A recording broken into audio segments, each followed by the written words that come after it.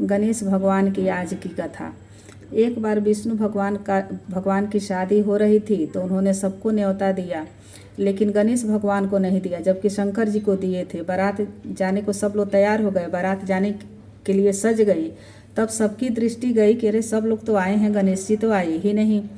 तो ऐसे मतलब सोच के और विष्णु भगवान से उन्होंने पूछने का निश्चय किया और पूछा तो गणेश बोले कि मैंने शंकर जी को तो न्योता दे दिया था, और वो भी तो परिवार के ही हैं, कोई अलग के तो है नहीं। लेकिन जबकि हमें आप लोग भी जान लीजिए कि गणेश जी को हमें अलग से न्योता देना पड़ता है, क्योंकि ये प्रथम पूज्य हैं, विघ्नहर्ता हैं। तो वैसे कोई बात नहीं, वो भी इतना खाते हैं कि दूसरे के घर जाके इतना खाने लगेंगे तो उसकी व्यवस्था कौन करेगा। मतलब विष्णु भगवान कोई लीला दिखाना चाहते थे, गणेश भगवान की महत्ता को लोगों को समझाना चाहते थे और इग्नोर करके चल दिए। तो जाने लगी बारात, जाने लगी तो गणेश जी आए अपना समय के अनुसार। तो हुआ कि अब आप तो लेट आए हो तो आपका मूसक हम लोग के साथ तो जा नहीं पाएगा, इसलिए आप यहीं पर रहो और घर की रखवाली करो। गणेश जी बड़े अच्छे हैं, सबकी बातें मान लेते हैं। गणेश जी वहाँ पर बैठ गए, तब तक लीलाधारी नारद जी, सबकी सूचना पहुँचाने वाले, नारायण नारायण करते हुए आए और देखे कि गणेश जी मुँह लटका करके बैठे हुए हैं। तो बोले कि गणेश जी ये क्या बात है, सब बारात चले गए और आप यहाँ बैठे हो। तो गणेश जी बोले कि मेरे साथ छल हुआ है, धोखा हुआ है। तो वो क्या, तो सब लोगों ने मुझे घर की रखवाली करने के लिए बैठा दिया है। ये बात गणेश जी के मूसक सुने तो बोले कि ऐसे कैसे हो सकता है कि हमारे प्रभु दुखी हो और हम चुप रहें। बिना गणेश जी को बताए हुए ही मूसक, मेन जो मूसक थे इनकी सवारी, बाकी सारे मूसक लोग को लेकर के और पहुँच गए बारात के आगे। और जमीन को इतने छलनी किए, खोद खोद के इतने छलनी किए कि ज्यों बारात की गाड़ी आगे बढ़ी कि पहिया जमीन में धंस गया।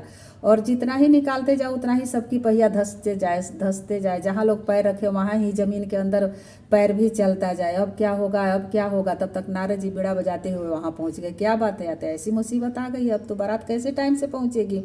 लक्ष्मी जी वहाँ इंतजार कर रही होगी, ये अच्छी बात नहीं है लक्ष्मी जी को इंतजार कराना। तो नारद जी बोले कि आप लोगों ने गणेश भगवान का याद किया था, उनको प्रथम पूज्य है मनाए थे। तो बोले कि नहीं, ऐसा तो नहीं हुआ, सारी वृतांत लोग बता दिए। तो बोले कि आप कैसे सोच लिए कि गणेश भगवान को प्रथम आप नहीं मनाओगे, नहीं पूजोगे और आपको सफलता मिल जाएगी। तो नंदी को भेजा गया कि नंदी जाओ और गणेश जी को लेकर के आओ। गणेश जी किसी से भी मान जाते हैं, भोले भाले हैं। तो नंदी आए और गणेश भगवान से प्रार्थना की कि ऐसी बात है। तो गणेश जी को तो पता ही नहीं था, ये तो सारा काम उनका मूसक किया हुआ था। फिर गणेश जी ने कहा कि आपने ऐसा क्यों किया, तो हमारे प्रभु के दुख को हम नहीं देख सकते हैं, अपमान को हम नहीं बर्दाश्त कर सकते हैं। फिर गणेश जी वहाँ पर गए और सबने इनसे माफ़ी मांगी, इनकी पूजा किए, वंदना किए, अर्चन किए, और ये जो 12 नाम में प्रतिदिन आप लोग को सुनाती हूँ उन नामों का उच्चारण किए। और गणेश जी बोले और गाड़ी के पहिया अपने आप, सब जो जमीन थी वो खोखला हुई थी वो भर गई और गाड़ी के पहिए निकल गए।